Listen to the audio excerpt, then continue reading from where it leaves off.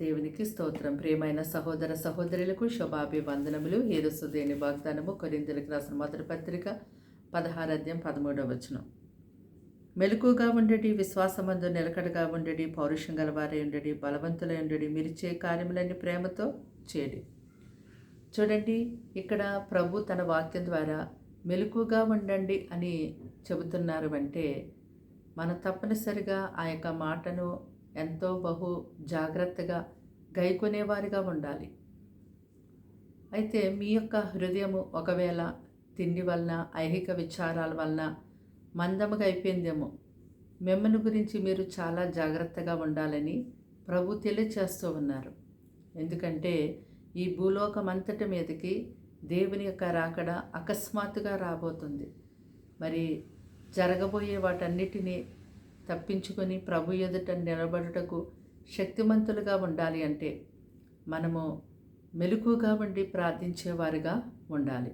అలాగే విశ్వాసమందు మనము స్థిరముగా ఉండాలని కూడా దేవుడు సెలవిస్తున్నాడు. దేవుని యొక్క కార్యాలను మన జీవితంలో పొందుకోవాలంటే దేవుని యొద్దకు వస్తున్నటువంటి మనము, దేవుని వెంబడిస్తున్నటువంటి మనము ఎంతో దేవుని యందు విశ్వాసం ఉంచాలి. నీ విశ్వాసమును బట్టే నీకు కార్యం దేవుడు జరిగిస్తాడు.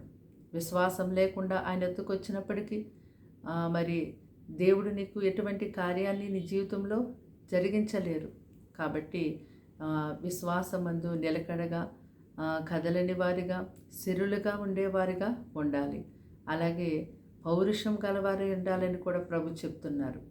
ఈ లోకమందు లోక విషయాలతో రాజీ పడిపోయి మనము నిరుత్సాహంతో లోకములో వెళ్ళిపోవద్దు. కానీ దేవుని యొక్క విషయముల యందు, ఆయన యొక్క వాగ్దానముల యందు, ఆయన వాక్యం యందు మనం ఎంతగానో రోషము కలిగి వాటి నెరవేర్పు కొరకు జీవించేవారుగా ఉండాలి.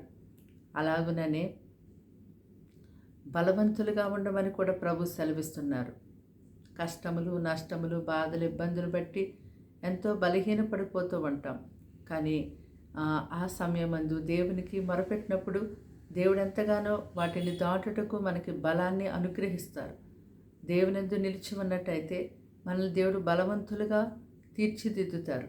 అలాగే మనము ఏదైతే కార్యములు చేస్తూ ఉన్నామో దేవుని పేరట అవన్నీ కూడా ప్రేమతో చేసేవారు ఉండాలి.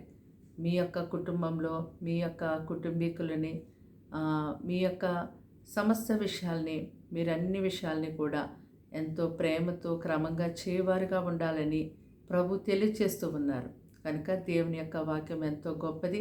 ఆయన యొక్క వాక్య ప్రకారం మనం చేయవారుగా ఉండాలని దేవుని చిత్తమైనది. కనుక ఆయన వాక్యానికి లోబడి మనం జీవించినప్పుడు దేవుడు మన ద్వారా ఎంతో మహిమ పొందుకుంటారు. అలాగే దేవుని యొక్క కృప, ఆశీర్వాదం మనం ఎంతో మెండుగా పొందుకోగలుగుతాం. ప్రార్థన. దేవానికి వందనములు, స్తోత్రాలు, స్తుతులు చెల్లిస్తాం తండ్రి. మాటలు వింటున్నాను బిడ్డని రక్తంతో కడిగి ముట్టి స్వస్థపరిచి బలపరచండి. వారికి, వారింటి వారికి రక్షణ ఇవ్వండి. వారిని, వారి పిల్లల్ని పోషించండి. ఎలాంటి శోధనలు, ఎలాంటి సమస్యలు, ఎలాంటి ఇరుకులు, ఇబ్బందులు వారు పడి ఉన్నారో ఇప్పుడే వారిని యేసు నామములో విడిపించండి. వారిని, వారి పిల్లల్ని ఎంతో గొప్పగా నీ సాక్షులుగా నిలబెట్టండి. వారి కుటుంబాల్లో మీరు ఉండండి. శాంతి, సమాధానం అనుగ్రహించండి.